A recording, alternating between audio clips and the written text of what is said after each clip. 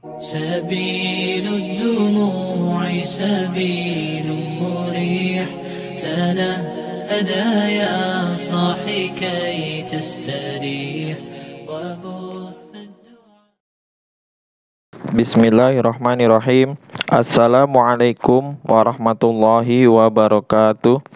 Innal hamdalillah nahmaduhu wa nasta'inuhu wa nastaghfiruhu wa na'udzu billahi min sururi anfusina wa min sayyiati a'malina may yahdihillahu fala mudhillalah wa may yudlilhu fala hadiyalah. Asyhadu an la ilaha illallah wa asyhadu anna Muhammadan abduhu wa rasuluh. Pada kesempatan kali ini izinkan Al-Fakir untuk terus membacakan kitab Fadilah Amal di dalam pembahasan kitab kisah-kisah sahabat di bab yang kedua, yaitu perasaan takut kepada Allah Subhanahu wa Ta'ala, di sub pembahasan yang nomor ke-6, yaitu kisah perasaan takut Sayyidina Umar radhiyallahu anhu kepada Allah Subhanahu wa Ta'ala. Suatu ketika Sayyidina Umar radhiyallahu anhu memegang sebatang ranting kayu dan berkata, "Alangkah bahagianya diriku, seumpamanya aku menjadi sebatang ranting kayu ini." Terkadang ia berkata, "Alangkah bahagianya diriku, seumpama ibuku tidak melahirkanku." Suatu saat, ia sibuk dengan pekerjaannya. Seseorang mendatanginya dan berkata, "Si fulan telah menzalimiku. Engkau hendaknya menegakkan hukum atas dia sebagai balasan." Sayyidina Umar radhiyallahu anhu mencambuknya sekali seraya berkata, "Ketika aku sediakan waktuku untuk menerima pengaduan, kamu tidak datang. Kini aku sedang sibuk dengan urusan lain, kamu datang mengadu." Orang itu pun pergi. Lalu Sayyidina Umar radhiyallahu anhu menyuruh seseorang untuk memanggil kembali orang tersebut. Setelah ia datang, Sayyidina Umar radhiyallahu anhu memberikan cambuk kepadanya dan berkata, "Balaslah aku." Orang itu menjawab, "Aku telah memaafkanmu karena Allah Subhanahu wa Ta'ala." Sayyidina Umar radhiyallahu anhu segera pulang ke rumahnya dan mengerjakan sholat 2 rakaat. Lalu ia berbicara kepada dirinya sendiri, "Hai Umar, dahulu kamu rendah. Sekarang Allah Subhanahu wa Ta'ala meninggikan derajatmu. Dahulu kamu sesat, kemudian Allah Subhanahu wa Ta'ala memberimu hidayah. Dahulu kamu hina, lalu Allah Subhanahu wa Ta'ala memuliakanmu, dan Dia telah menjadikanmu sebagai raja bagi manusia. Kini telah datang seorang laki-laki dan berkata, 'Aku telah dizalimi. Tegakkanlah hukum atas orang yang menzalimiku.' Tetapi kamu justru mencambuknya. Kelak pada hari kiamat, apa jawabanmu di hadapan Rabb-mu?" Lama sekali Sayyidina Umar radhiyallahu anhu mencela dirinya sendiri. Dari kitab Usudul Ghobah. Hamba saya Sayyidina Umar radhiyallahu anhu yang bernama Sayyidina Aslam radhiyallahu anhu berkata, "Suatu ketika aku bersama Sayyidina Umar radhiyallahu anhu pergi ke Harrah atau kawasan yang berbatu-batu terjal dekat Madinah.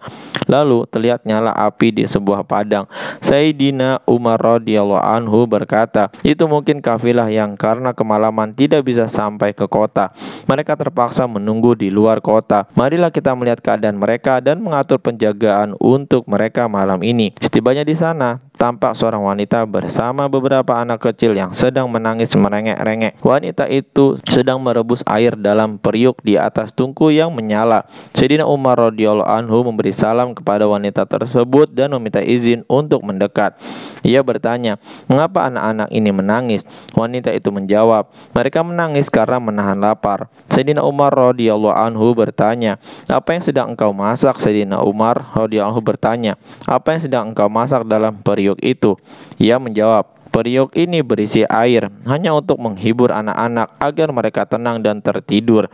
Aku akan mengadu kepada Allah Subhanahu wa Ta'ala pada hari kiamat. Mengapa Amirul Mukminin tidak memperhatikan kesusahanku?"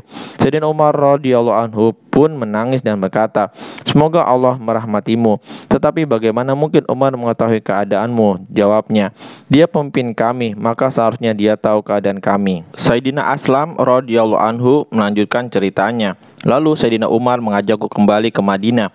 Ia mengambil sebuah karung, kemudian mengisinya dengan sedikit gandum, kurma, mentega, dan beberapa helai pakaian, juga beberapa dirham yang diambil dari Baitul Mal. Setelah karung penuh, ia berkata kepadaku, "Wahai Aslam, letakkan karung ini di pundakku." Aku menjawab, "Biarkan aku yang membawanya, ya Amirul Mukminin." Sahut Sayyidina Umar radhiyallahu anhu, "Tidak, letakkan saja di pundakku." 2-3 kali aku menawarkan diri dengan sedikit memaksa. Ia berkata, "Apakah kamu akan memikul dosa-dosaku pada hari kiamat?" Aku sendiri yang akan memikulnya. Aku sendirilah yang akan ditanya pada hari kiamat. Aku pun terpaksa meletakkan karung itu di bahunya. Lalu dengan tergesa-gesa ia membawa karung itu ke kemah tadi dan aku ikut bersamanya. Setibanya di sana, ia langsung memasukkan tepung dan sedikit mentega ditambah kurma ke dalam periuk, lalu mengaduknya dan ia sendiri yang menyalakan tungkunya. Sayyidina Aslam radhiyallahu anhu melanjutkan ceritanya. Kulihat asap mengenai janggutnya yang lebat. Ia memasak hingga bubur siap dihidangkan. Lalu ia sendiri yang menyiapkan makanan itu dengan tangannya yang penuh berkah kepada keluarga itu. Setelah kenyang, anak-anak itu bermain dengan riangnya. Sisa makanan disedahkan kepada mereka untuk hidangan berikutnya. Wanita itu pun sangat senang. Ia berkata, "Semoga Allah memberimu balasan yang baik. Engkau lebih berhak menjadi khalifah daripada Umar." Untuk menyenangkan hati si ibu tadi, Sayyidina Umar radhiyallahu anhu berkata, "Jika engkau pergi menemui khalifah, engkau akan menjumpaiku di sana."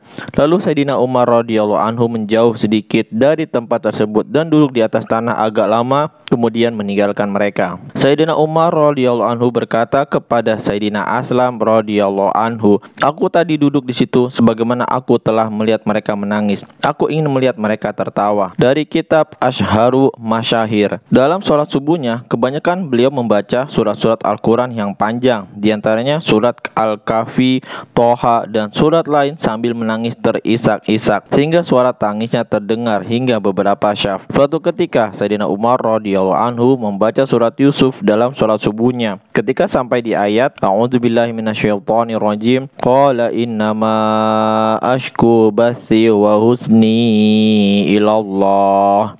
Yakub menjawab, "Sungguhnya hanya kepada Allah aku mengadukan kesusahan dan kesedihanku." Quran Surat Yusuf ayat 86. Sayyidina Umar radhiyallahu anhu menangis terisak-isak sampai habis suaranya. Terkadang ia terus membaca Al-Quran sambil menangis di dalam tahajudnya hingga jatuh sakit. Faidah, inilah perasaan takut seseorang kepada Allah Subhanahu wa Ta'ala yang namanya sangat ditakuti oleh raja-raja besar.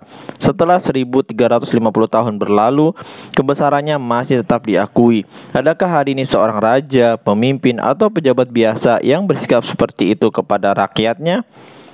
Alhamdulillah, baru saja kita mendengarkan kisah perasaan takutnya Sayyidina Umar radhiyallahu anhu kepada Allah Subhanahu wa Ta'ala yang sungguh luar biasa. Mudah-mudahan kita bisa amal dan sampaikan kepada saudara-saudara kita yang lain. Subhanakallahumma wa bihamdika asyhadu alla ilaha illa anta astaghfiruka wa atubu ilaik. Wassalamualaikum warahmatullahi wabarakatuh.